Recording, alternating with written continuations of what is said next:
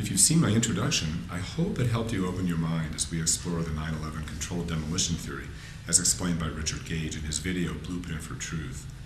Let's try to understand now how a 110-story building with 80,000 tons of structural steel holding it up could have been brought down so quickly on that terrible day. Why a building tells us a lot about how its structure is. Egyptian pharaohs wanted an immortal home. Architects said, okay boss, several thousand years later the pyramids still stand. Capitalists are motivated to minimize expense and maximize profit. Fulfill the building code, make renters feel safe. But the boss mainly wants office space to rent.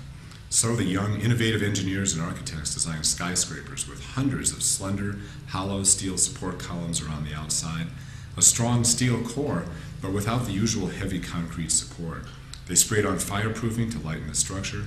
They built in structural redundancies to hold 3 times the building's static weight, but not 5 times, as Richard Gage asserts, with hat-shaped trusses in the tops of the buildings to shift the loads to other columns at almost the speed of sound in the event of a structural crisis. The towers would be able to withstand major hurricanes and even jet plane crashes. As Time magazine reported in the early 70s, the next generation of skyscrapers could rise higher than ever because of their brilliant lightweight structure. Young architects and structural engineers like Leslie Robertson seemed to defy gravity, soaring to new building heights while creating exciting open-air designs with 72-foot-long trusses, longer than before ever used. As Richard Gage points out in his video, the open floor plan and the long spans depart from the high-rise tradition of a dense grid of steel. Frank DeMartini, quoted in Blueprint for Truth, compared the perimeter structure to the screen on a door, which easily survives being punctured by a pencil. Tragically, he died, I believe, on 9/11, and is unable to offer us his hindsight perspective now that the buildings have collapsed. Many of the steel columns, trusses, and facades were prefabricated and standardized.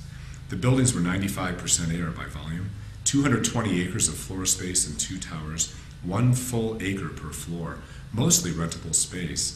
They made them beautiful in a modern way. Alcoa Aluminum still boasts about T, a shiny, lightweight aluminum alloy that was the outside facade of the towers. In 1993, there was a terrorist bombing of the World Trade Center. Inspectors found fireproofing to be deficient. By 9/11, replacement was completed on only 18 floors in Building 1 and on 13 floors in Building 2. The long trusses were designed to maximize open space and were up to 72 feet long. They sat on truss seats and were fastened by 5/8-inch bolts. On 9/11, here's the collapse scenario. Eduardo Casel at MIT writes, the North Tower was hit at 8:46 a.m. above the 96th floor by a Boeing 767 flying at 429 miles per hour. The South Tower was hit at 9:03 above the 80th floor by another 767 flying at 503 miles per hour. Notice the size of the plane relative to the 1-acre building. It's a huge jet covering 60% of the width of the building. It weighs 282,000 pounds, and this one is going over 500 miles per hour.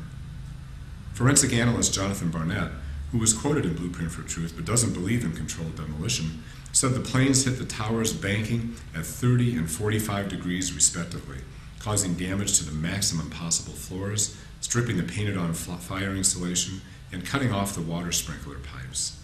NIST says 43 of 47 core columns were stripped of insulation, plus 60,000 square feet of floor.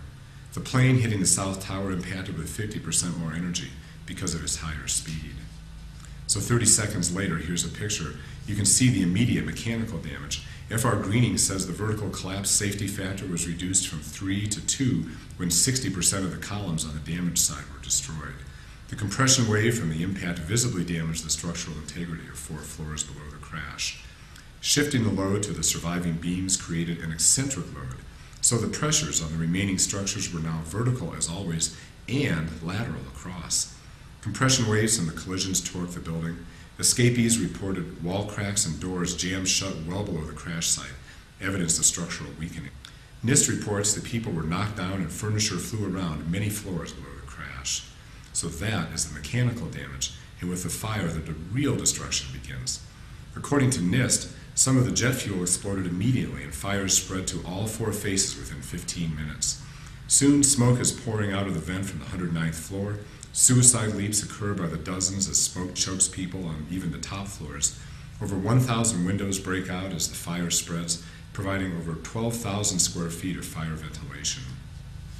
Eduardo Cassell said the ensuing fireball set the buildings ablaze in a virtually uncontrollable, fierce fire. The intense fire heated the structural steel elements well beyond the kept thermal limit of 750 degrees, which caused the steel to both lose its stiffness and resistance. Leslie Robertson, the designer of the World Trade Center, was quoted in Blueprint for Truth about the fires, but he also said, with the 707, the fuel load was not considered in the design. There was no fire suppression system that could even begin to deal with that. No designs were prepared for that circumstance. So when the buildings were originally designed to withstand the physical impact of a plane crash, which they did, their model did not include the destructive power of the burning jet fuel itself. Purdue University spent thousands of hours feeding in precise technical specifications to create this 2009 computer simulation of the first second of what the mechanical damage and exploding fire would have looked like in the building. It shows the plane's destructive power and confirms the major findings of the NIST report. 90,850 liters of viscous, dense, blue gunk burning jet fuel created massive conflagrations. NIST says some of that fuel sprayed on the furniture and tens of thousands of filing cabinets and cubicles. Much of the rest coursed down the elevator shafts, heating and softening the vertical core beams, blowing out doors and walls all the way to the basement, exploding on the 77th and 22nd floors of the North Tower and on the West Side lobby, and triggering a fatal fireball in the concourse. The energy of the explosions radiated with equal ferocity forward, backward, left, right, up, down, diagonally, and most of this explosive energy was absorbed by the building itself. What we see outside is actually only one direction of the explosive energy. Let's talk now about the properties of steel itself. It melts at around 2,750 degrees. Colin Bailey says office fires can get up to 2012. Jet fuel burns at 800 to 1,500 degrees. At 1,100 degrees, steel loses 50% of its integrity. The thermal limit of structural steel is 750 degrees. Dr. Alan Fromage says steel girders are bent at 800 to 1,000 degrees to create curved frames for bridges. SteelUniversity.org explains that steel distorts at 572 degrees. At azom.com, they say steel expands in length at temperatures as low as 300 degrees. And it's the fact that steel railroad rails need expansion joints to stop them from buckling, even at 140 degrees on a hot summer day in Arizona. NIST says that the fires reached 1,800 degrees. Thomas Eiger asserts that with limited oxygen, the fire temperature topped out at 1,400. Corus Construction Company's website said the steel is usually only 100 to 200 degrees cooler than the surrounding air. Local hotspots like the far end of the South Tower, where the jet pushed tons of debris into a pile, may have gotten as high as 1,900 degrees. Other places never got over 500 degrees.